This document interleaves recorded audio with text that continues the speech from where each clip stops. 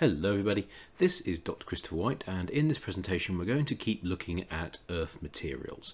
So this video is going to correspond to sections 4.7 and 4.8 of your textbook.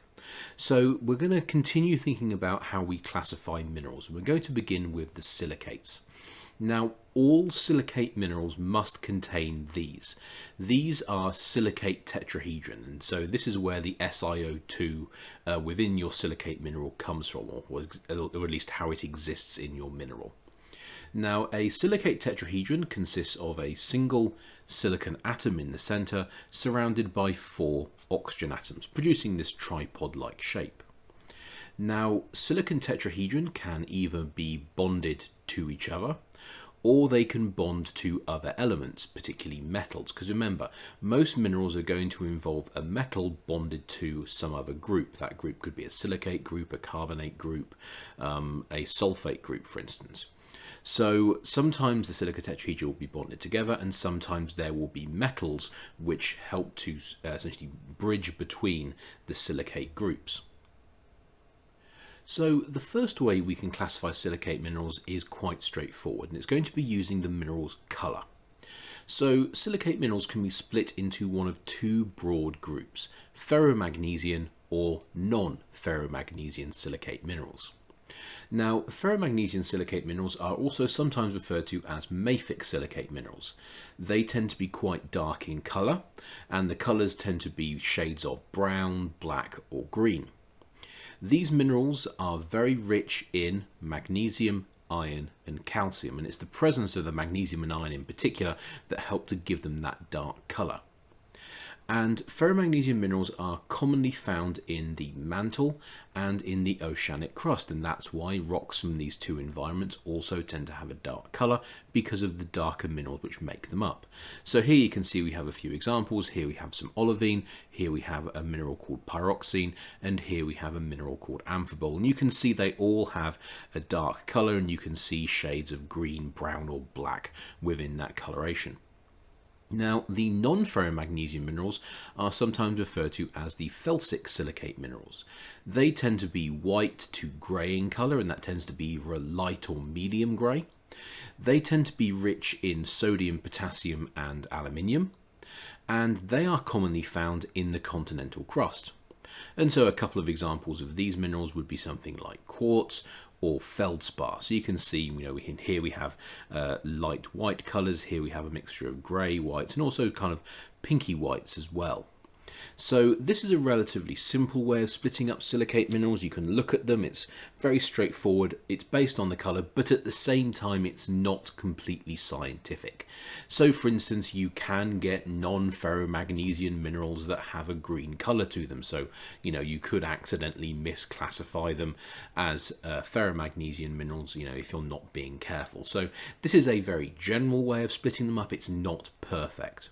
Now, the next way we can split up our silicate minerals is based on how the silica tetrahedra are organized in the crystal lattice. So essentially how the building blocks of our minerals are organized.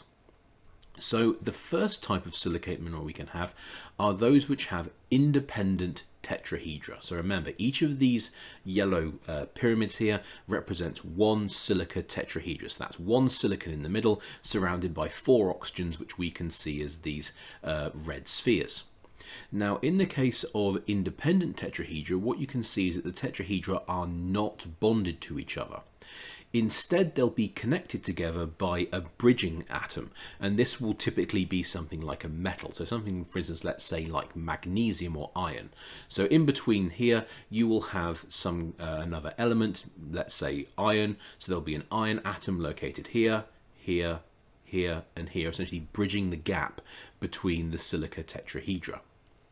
So a classic example of a mineral that's an independent silica tetrahedron mineral is something like olivines. This is one of these very green ferromagnesian minerals. Olivine's very, very common in the Earth's mantle, and it tends to be dominated by iron and magnesium. So in between the silica tetrahedra, in the case of olivine, you would have either iron or magnesium atoms helping to bridge the gap.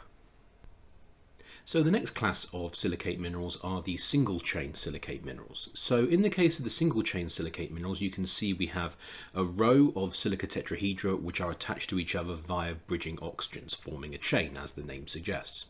Now, your mineral is obviously going to consist of numerous chains, and these chains are going to be joined to one another via bridging atoms, typically metals. So think something like iron or magnesium. Now, the interesting thing about the single chain minerals is that you're obviously going to have bridging atoms attached to these oxygens here and these oxygens here.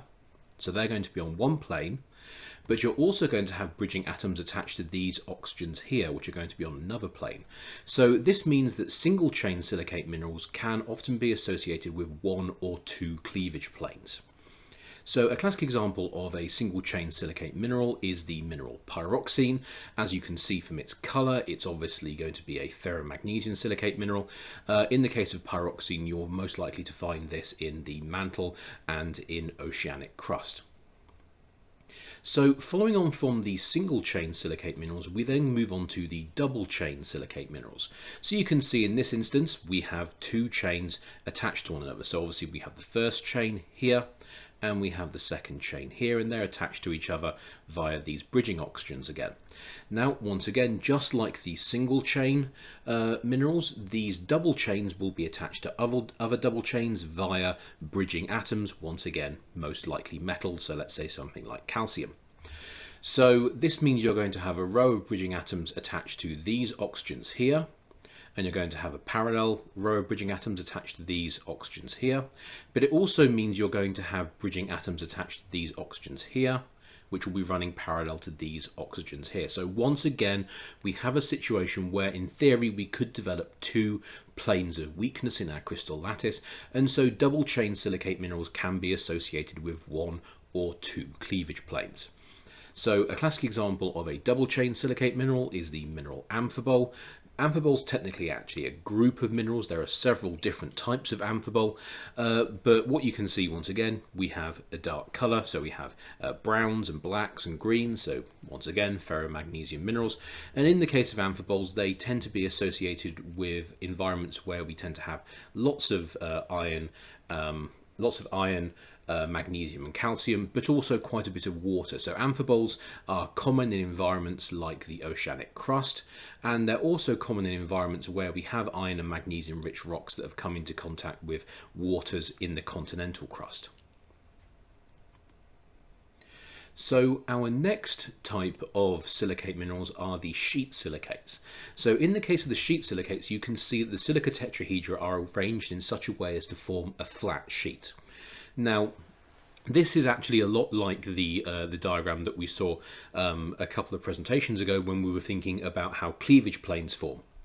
So the sheets of silica tetrahedra are all joined together using these bridging oxygens. So that, these are very strong bonds.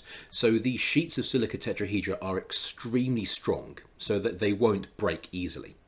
However, in between the sheets of silica tetrahedra, we are going to have bridging atoms again, probably a metal. So let's say something like, I don't know, potassium. And it's the potassium which is going to act as a weak point.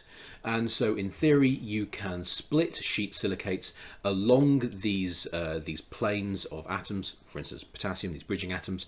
And so it's very common for sheet silicate minerals to have one good cleavage. So if we look, here's an example of a silicate mineral which has a sheet silicate structure. Of course, this is biotite. We've seen it several times before already. So once again, we know it's a ferromagnesian silicate because it has this dark color. But we can see from the smooth surface here that we clearly have one cleavage plane, and the mineral is going to preferentially split along it. You can see that in this case it's split up into several individual pieces. You can actually see the cleavages marked out here on that piece there. And so the cleavage plane itself is going to represent one of these planes where we have these bridging atoms, whereas the actual mineral itself, you can see here, the sheet, the silicate part of it, is going to represent the sheets of silica tetrahedra.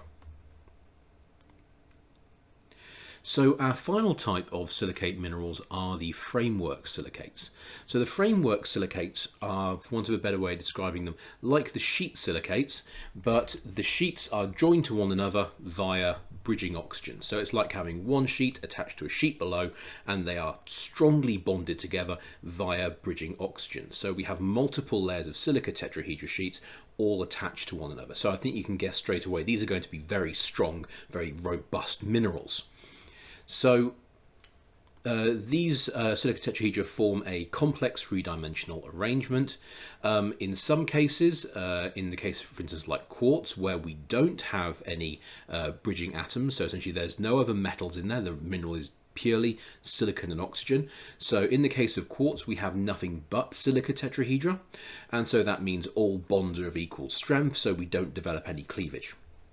In the case of the feldspars, we have a situation where these frameworks of silica tetrahedra in some cases are separated from each other via bridging atoms, let's say something like potassium or sodium, and so these will represent planes of weakness along which the mineral will split.